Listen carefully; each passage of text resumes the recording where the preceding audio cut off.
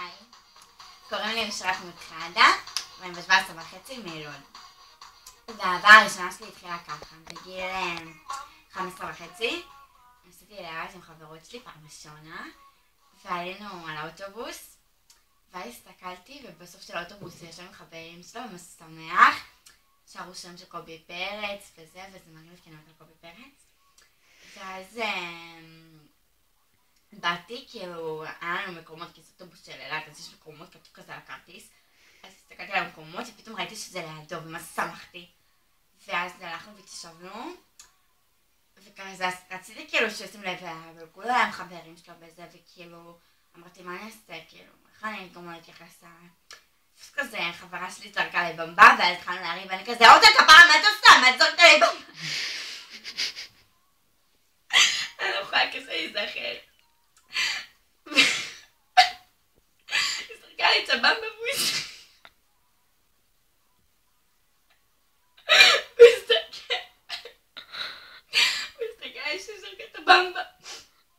ואז הוא בא אליה, אותה, מה נראה? למה צורקת עליה את הבמבה? וזה מה זה עשה לי את זה, כאילו מה זה מגן עליי וזה מה זה חמוד. אז הוא בא הוא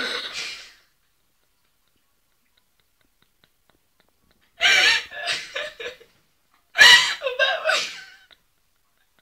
זה היה כזה קשה. הוא שאל אותי איך קוראים לך ואני אמרתי לו אושרת. איזה שם יפה יש לך. והתרגשתי ממש.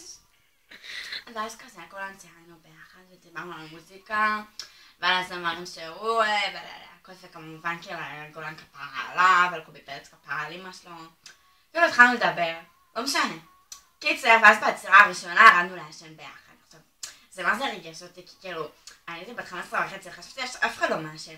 והוא, דרך אגב, הוא היה בן 17.5, הוא גדול ממני. הוא אמר לי בהתחלה שאני קטנה, שאני בטח לא בשאלה, ושאני לא טובה, ושאני לא יודעת, ושאני לא זה ולא זה, אבל כשהגענו לאילת, הכל נמחק. איך שנכנסנו למלון, היינו באותו מלון, בהולידיי אקספרס, והוא היה בחלק מה-29 ואני 233, שזה כזה עצוב. לא חשוב. נכנסנו לחדר, ואז הם ירדו לקנות וודקה, ובאנו ושתינו איתם בבריכה. אז כזה המציע אומר, אסור לשתות בבריכה, אסור, בלה בלה בלה, ואז הוא בא אליו, מה נראה לך? ומה, נראה לך שבאמת אני לא אשתה בבריכה? אז איפה אני אשתה? חם לי בחוץ, זה טמבל. אז נכנסנו ביחד לבריכה, ושתינו, וזה היה פעם ראשונה ששתיתי, ואז היינו לחדר שלו, והוא כזה ניסה לגעת בי וזה, ולא נתתי לו כי אני ילדה טובה. אז הוא ניסה כזה לנשק אותי, ואז נתתי לו כי זה כזה, לא יכולתי לעמוד בפניו, כאילו מה? ואז התנשק לו, וזו הייתה הנשיקה הראשונה שלי. ואז חזרנו מאילת והמשכנו להיות בקשר. הוא מרמלה ואני מלוד, זה מתאים, זה סבבה. ואז אחרי חודש הוא קנה לי את השרשרת הזאת. ואחרי חודשיים הוא קנה לי את השרשרת הזאתי. וב3 חודשים הוא קנה לי את הטבעת הזאתי. ואז ב4 חודשים הוא קנה לי את הצמידים האלה. עכשיו זה כסף, מה נראה לך? מה זה התעצבנתי? כאילו, אתה קונה לי זהב, ואז פתאום קונה לי כסף, מה נראה לך? אז רבתי אותו רצח. אז היה מה זה בלאגן, כי רבנו, וחברים שלו אמרו לו, באמת יצאת זה, ומה אתה קונה על הכסף, קנית על הזהב עד היום, וזה. ואז כדי להשלים איתי, אז הוא קנה את הדובי הזה, והתפרסנו. וזה היה פיס מה זה מרגש, כי כאילו בא להם מתחת לבית, והביא את הדובי וזה, ואמא שלי אמרה לי, בואי תראי, ואמא שלי התלהבה רצח. בקיצור, אחרי 8 חודשים שהיינו ביחד, וכבר עשינו הכל, הוא היה פעם ראשונה שלי, אבל הכל היה מה זה עדין, לא משנה. אחרי 8 חודשים מישהי מתקשרת אליי, אומרת לי, אושרת, אתה יודע מה? אומרת לי, חבר שלך היה איתי.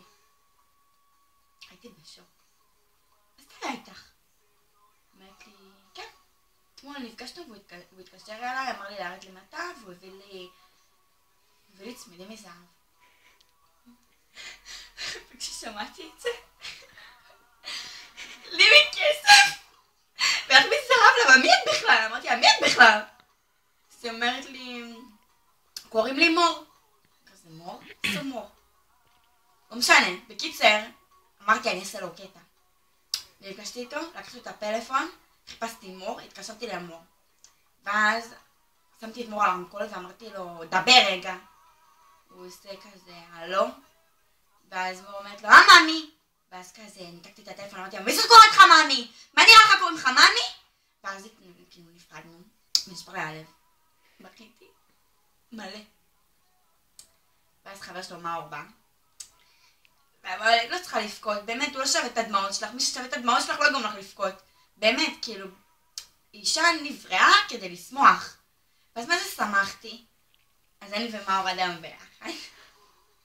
וזהו, זה הסיפור שלי ושל מאור.